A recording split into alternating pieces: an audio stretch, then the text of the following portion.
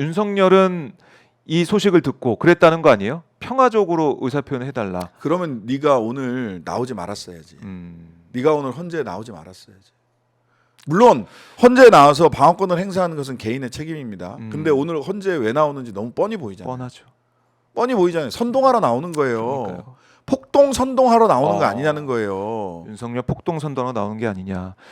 매번 나오는데요. 화목 계속 나오는. 아니 그러니까 계속해서 폭동을 선동하는 겁니다. 하... 아니, 방어권에 그 전에 예. 나와라라고 얘기를 했을 때는 안 나온다고 했잖아요. 맞아요. 첫 기일에 안 나왔잖아요. 예. 두 번째 기일에도 안 나왔고. 예, 근데 왜 오늘 나오냐고.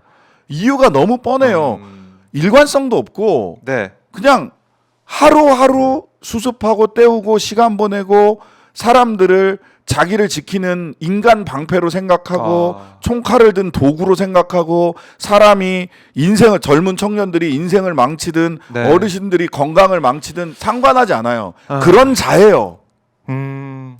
그래서 오늘 이 모습 자체가 그러니까 이 서부지법 폭동을 보면서 뭔가 이게 뭔가 여론도 그렇고 물론 이제 비판 여론도 많지만은 우리 쪽은 결집하는 거 아니야?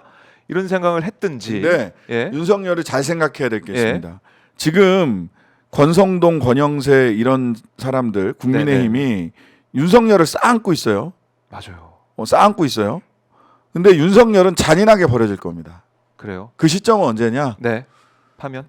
국민의힘 대선 후보 경선 끝나고예요. 경선에서는 내가 이 표를 가져가야 되니까. 이 표를 갖고 와야 되니까. 본선에서는 필요 없죠. 그렇죠. 본선에서 윤석열을 싸들고 선거 물론 홍준표는 그때 박근혜를 쌓안고 선거를 했어요. 네. 왜 그랬냐 하면 10% 미만으로 나오니까. 그래서 25%까지 땡겨 올렸잖아. 쌓안고 그렇죠. 선거에서. 예. 그것까지예요. 윤석열을 쌓안고 얻을 수 있는 표는. 네. 뭐 요즘 조금 더 막 하도 세상이 어수선하니까 뭐 한 30%까지 갖다 칩시다. 근데 그거를 쌓안고 대선을 실제로 경쟁력 있게 네. 치를 수 있느냐? 못 치릅니다. 뭐 그러면 당연한 거죠. 윤석열은 두 차례에 거쳐서 손절될 겁니다. 첫 번째는 아까 말씀하신 대로 탄핵 심판이 나왔을 때. 네. 세 차례겠구나. 두 네. 번째는 대선 경선이 끝났을 때. 예. 마지막은 예. 1심에서 내란 수괴로 사형 또는 무기징역 내지는 무기금고. 무기징역이나 무기금고는 뭐 사실상 똑같은 거니까 노역이 있느냐 없느냐의 차이니까. 그렇죠. 난 무기금고가 나은 것 같아. 노역장에 나가서 바깥바람 쐬지도 못하게 만들어버려. 원래는 징역이 노역을 하는 게 더 어려운 일이거든요. 그렇죠. 예, 힘든데. 더 어려운 일인데 예. 그것도 사실 바깥바람 쐬는 거잖아. 그냥 집에 그냥 그 독방에 그냥 계속 계시라고 그래. 예. 여튼 그때까지 이렇게 원투 쓰리 세 차례 버림을 받은데 두 번째 버림 받을 때가 제일 잔인할 겁니다. 그 윤석열 대선 경선 끝나고 윤석열 윤자도 안 꺼낼 것 같은데 그때 되면 경선 딱 끝나면 그럴 겁니다. 그리고 당연히 본선에 나가게 되는 그 후보는 윤석열과의 차별화 윤석열에 대한 맹공이 있을 겁니다. 그러면서 그런 얘기 저는 무속 안 믿습니다. 교회단입니다. 이런 얘기. 뭐 그런 얘기도 할 거고 여러 가지로 모든 걸 다 부인할 거예요. 차별화하면서 가기 위한 노력. 네, 3번 부인할 겁니다. 그러니까 3번. 베드로 생각이 또 나겠다. 그래요. 아우 베드로와 비교하지 마. 죄송합니다. 예. 그러면 안 됩니다. 큰일 납니다. 예, 큰일 납니다. 죄송합니다. 자, 이제 김문수 후보가 지금 1위 달리고 있는 거 아니겠습니까? 그러니까 그 찍고 까불고 하던데 예. 그 여론조사를 믿고 김문수를 꼭 후보로 내세요. 국민의힘. 네. 환영합니다. 환영하고 응원하는. 화이팅! 김문수 화이팅! 국민의힘 화이팅! 김문수 후보가 1위를 계속 달릴 수 있게. 그러니까 그걸 보니까 윤석열을 싸고 도는 거예요 지금. 근데 대선 후보 경선까지다라고 저는 그렇게 예상합니다. 알겠습니다. 우리 신장식 의원의 예측, 촉 맞는지 계속 쭉 한번 저희가 지켜보도록 하고. 맞을 겁니다. 네, 맞을 것 같아요. 저도 맞을 것 같은데 지켜보도록 하고. 자, 윤석열이 이제 어제도 공수처 조사를 안 받았더라고요. 그래서 공수처가 이제 강제 구인한다라고 이 구치소 찾아가고 했는데 어쨌든 실패는 했습니다. 네. 오늘 오전 조사도 안 받을 거고 이제 헌재에만 나간다는 것 같은데 이런 전략 뭐 어떻게 봐야 될까요? 뭐 두 측면이 있어요. 공수처가 그 어차피 물론 법적으로는요. 네. 사지를 들고 공수처로 데리고 가도 돼요. 구속 중에는 강제 구인이 가능하기 때문에. 네. 구속 중에는 강제 구인이 가능하기 때문에 그 수갑 채우고 손목 수갑만 있는 줄 아시죠? 발목 수갑도 있어요. 발목 수갑. 예, 네. 예, 예. 포승도 있고요. 네. 줄로 꽁꽁 묶는 거. 그리고 그렇게 해서 나올 때는 네. 수갑 차고 포승까지 포승. 해가지고 아, 데리고 이렇게 나와요. 끌고 나오는 거군요. 그리고 이제 조사 받을 때만 그거를 해제해요. 아.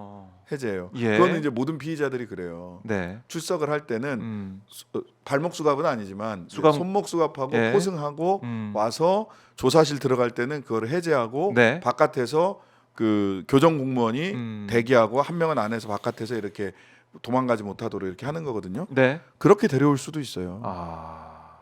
근데 그렇게까지는 지금 안 하고 있는데. 그렇게까지 안 하고 있는 거예요. 네. 근데 그렇게까지 안 하면 이 자가 수사에 응하지 않을 것이다라고 그렇지. 하는 정도는 예상할 수 있죠. 네. 예, 예상할 수 있는데도 왜 그러느냐?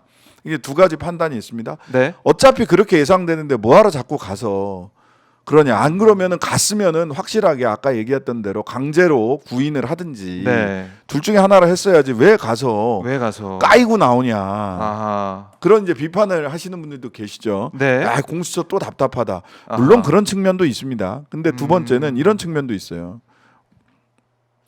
자, 수사에 응하지 않아요.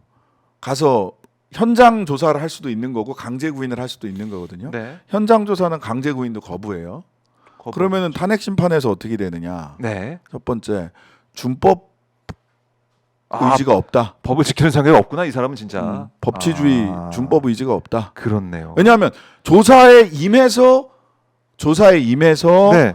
묵비권을 행사하는 것은 그의 권리예요. 아, 묵비권 네. 권리가 있는 거예요. 네. 말하는. 근데 강제 구인에 응하지 않는 거는 그냥 법을 어기는 거거든요. 그렇네요. 예. 임의 구인이 아니야, 강제 구인이야. 강제 구인이죠. 예. 근데 그래도 현직 대통령이라고 하니까 강제 구인 네, 하지 네. 않은 것일 뿐이에요.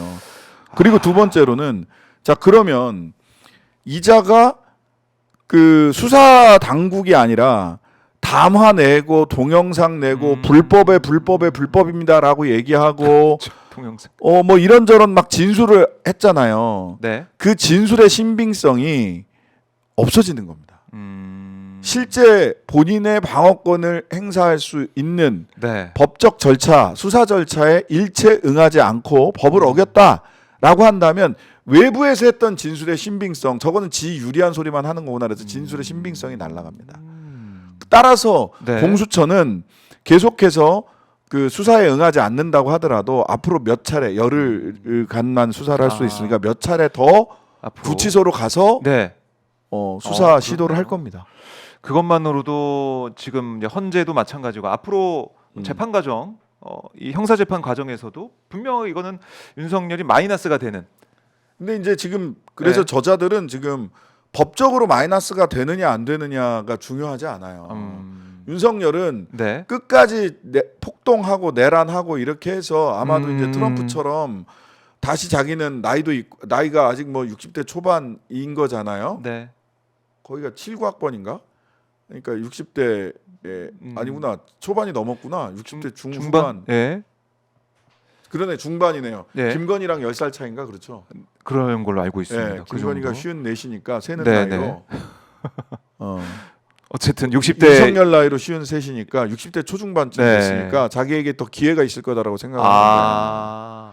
그래서 이걸 좀 내 지지자를 계속 가지고 가면서 예. 그리고 응원하면서 간다. 국민의힘과 뭐 윤갑근 뭐 예. 이런 변호사의 탈을 쓴 정치 지망생들, 석동현. 예, 석동현 네. 변호사의 탈을 쓴 정치 지망생들도 계속 법리상 말이 안 되는 이야기를 하면서 자기도 알지 않을까? 예. 얘기하면. 다음에 이제 그걸 기반으로 해서 다음에 이제 지방선거가 됐든 총선이 됐든 그 정치적 이득을 취하려고 하는 거죠. 결국 이 향후 이 탄핵 이게 막 파면 이후 그 다음에 형사 재판 이후 그걸 좀 보고 있다라는 건데 아니 윤석열 그런 생각도 하는 것 같아요. 그러니까 국민의힘이 정권 재창출을 해야 된다 이런 생각도 하지만은 어떤 정권이 들어서더라도 전두환 때처럼 아예 나는 뭐 몇 년 있다가 나오면 되지 뭐. 아 윤석열은 1960년생 66세네요. 예. 네. 나이가 꽤 됐네. 알겠습니다. 예. 하긴 뭐 요즘 60대는 청년이니까. 예.